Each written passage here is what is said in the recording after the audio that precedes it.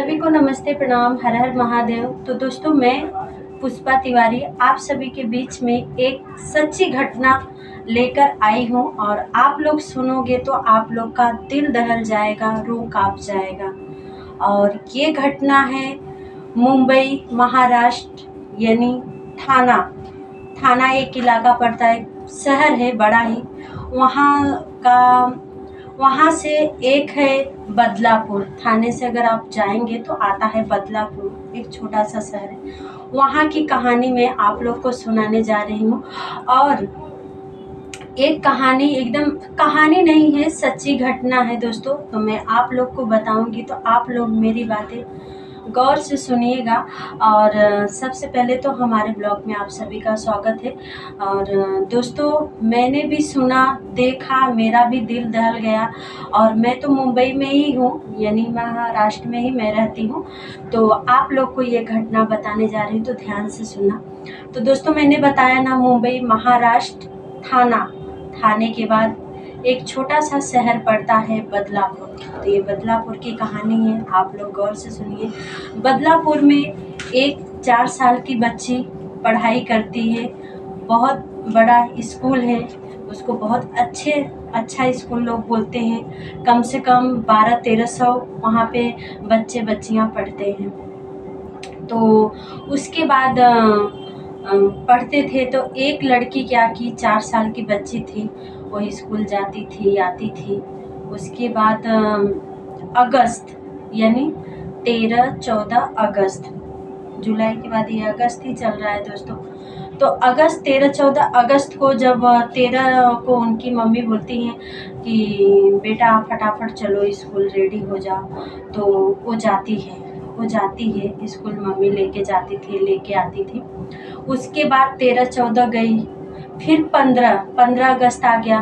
15 अगस्त लोग बहुत अच्छे से 15 अगस्त मनाए, खुशियाँ मनाए। जानते हो कि अपना देश आज़ाद हुआ था, तो सभी लोग 15 अगस्त अच्छे से मनाए। उसके बाद 16 अगस्त को उस 4 साल की बच्ची को उस माँ ने बोली कि बेटा फटाफट रेडी हो जाओ, स्कूल जाना है।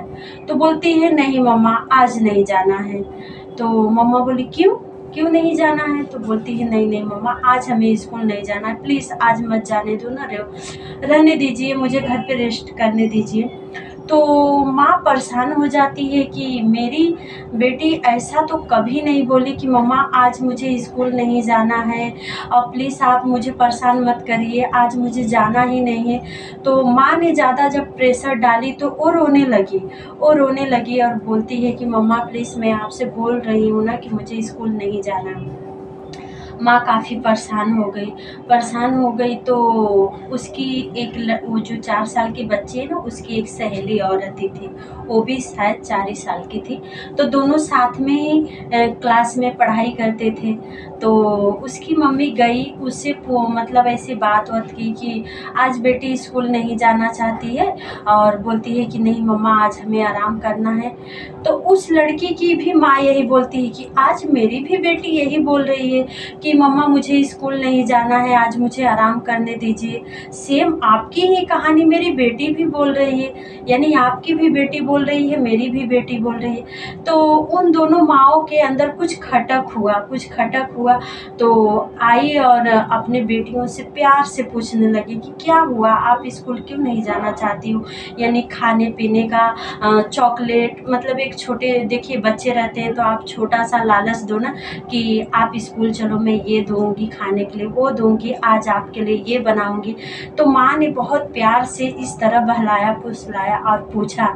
तो वो बेटी ने बहुत प्यार से जवाब दिया कि मम्मी आपको पता है, वो जो दादा है ना, यानी मराठियों में दोस्तों, आप लोग कहीं पे भी किसी से भी पूछना, जो बड़े भाई रहते हैं ना, उनको दादा बोलते हैं। तो वो स्कूल का कर्मचारी था, यानी सफाई करनी था, तो उसको वो बच्चे लोग दादा बोलती थी। तो वही बोली कि मम्मी, वो जो दादा है ना, हमारे कपड़े उतारते हैं, हमारे प्राइवेट चीज़ को छूते हैं, ये करते हैं वो करते हैं। उसके बाद ये तो सुनते ही माँ का तो कलेजा काँप गया कि मेरे बेटी के साथ ये सब हो रहा है, वो भी इस स्कूल में। तो माँ ने पूछा, और उस लड़की की भी मतलब जो उसकी सहेली थी उसकी माँ भी अपने बेटे से बहला फुसला के पूछी। तो दोनों की बेटियां ने ऐसे ही जवाब दिया कि मम्मी मेरे साथ वो दादा जो है ना वो ऐसे ही करते हैं, मुझे अच्छा नहीं लगता है, इसके लिए मैं आपको बोल रही हूँ स्कूल नहीं जाऊँगी। दोनों माँ अपनी बेटी की कहानियाँ सुनती हैं, दिल दहल जाता है। वो जाती हैं पुलिस चौकी और पुलिस चौकी में FIR करती हैं, लेकिन कोई सुनवाई नहीं रहता है, कोई सुनवाई नहीं रहता है दोस्तों। फिर माँ बाप ऐसे दौड़ते रहते हैं और वो जो कर्मचारी रहता है वो गुलबर्गा गांव का रहता है, यानी महाराष्ट्र में वो पड़ता है। देखिए वो महाराष्ट्रियन ही थे, तो उनका इधर ही गांव है।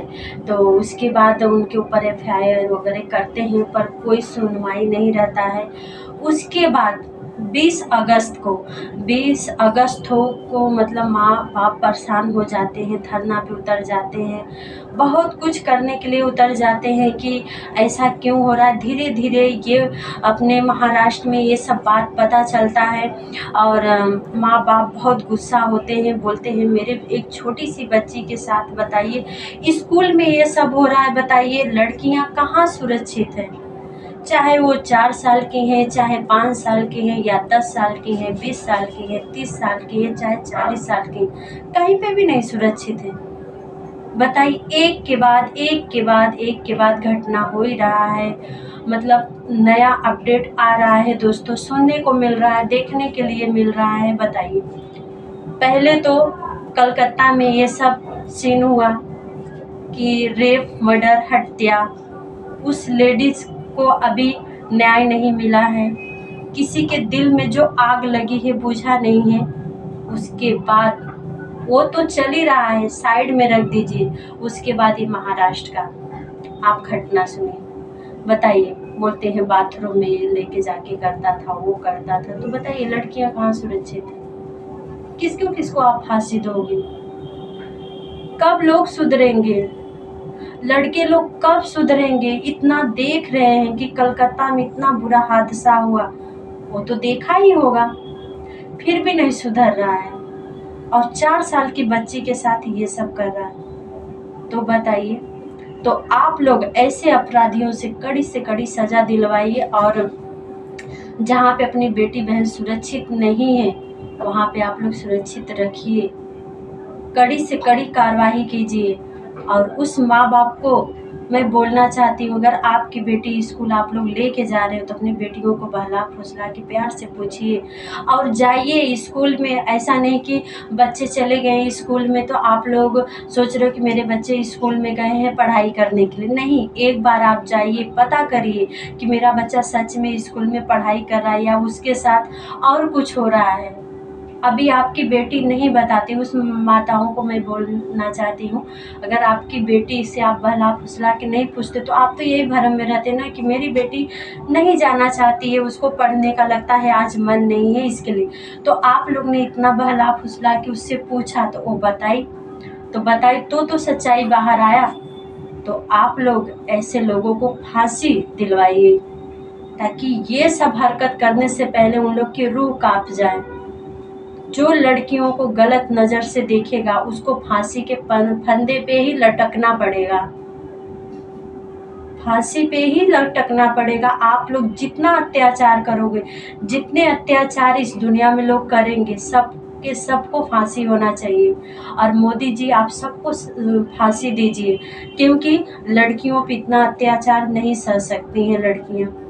क्या हर बार लड़कियां ही बोलते हैं ना कि लड़के का शिकार बने? हर बार जहाँ पे सुनो कि यहाँ पे लड़कियों के साथ ये हुआ, वहाँ पे ये हुआ, क्यों? मतलब लड़कियों को आप लोग जीने ही नहीं दोगे लग रहा है। वो लोग खुलेआम घूम नहीं सकते हैं, क्यों? आप लोग से डर से ही वो नहीं निकल रहे हैं ना, माँ बाप बाहर नहीं निकलने दे रहे। अब ये जो 4 साल का घटना हमने सुना, तो जितने माँ बाप हैं वो तो डर जाएंगे, स्कूल भेजने के लिए भी अपने लड़कियों को डरेंगे कि पता चला स्कूल में ही जब ये सब हो रहा है, हॉस्पिटल में हो रहा है, तो बाहर अगर खुलेआम घूमेंगे तो वहाँ क्या होगा।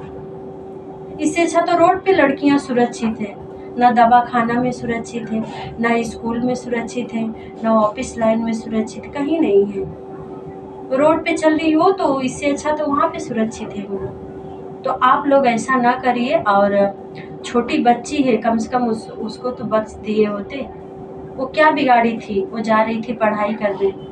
और सुनने में आ रहा है दोस्तों, जो कर्मचारी था उसकी इसी 24 साल की उम्र में 3 शादियां किया है। 3 शादियां में तीनों बीवी नहीं टिकी, इसको छोड़कर भाग गई, क्योंकि इसकी नीयत ही ऐसी थी, इसके लिए छोड़कर भाग गई। अगर ये अच्छा होता तो 3 में से 1 तो बीवी इसके पास टिकती। ये अच्छा ही नहीं है। जब ये 4 साल की बच्ची को नहीं छोड़ा तो किसको ये छोड़ेगा। तो मैं आप लोग से यही विनती करती हूँ कि इसको कड़ी से कड़ी सजा दिलाइए। और सजा क्या, इसको फांसी पे ही लटका दीजिए, ताकि दूसरा लड़का ये सब करने से पहले 1000 बार सोचे कि अगर मैं ये गलत करूँगा तो मेरे साथ भी यही होगा। तो इसको आप लोग फांसी पे ही चढ़ा दीजिए, छोड़िएगा मत। तो दोस्तों, ये मेरा वीडियो आप लोग को अगर पसंद आए तो ज़्यादा से ज़्यादा शेयर करिएगा, वायरल करिएगा। और बोलने में कोई मिस्टेक हो गया होगा तो मुझे माफ़ कर दीजिएगा। और चलिए मिलते हैं किसी नेक्स्ट वीडियो में, तब तक के लिए आप सभी को बाय बाय। हर हर महादेव।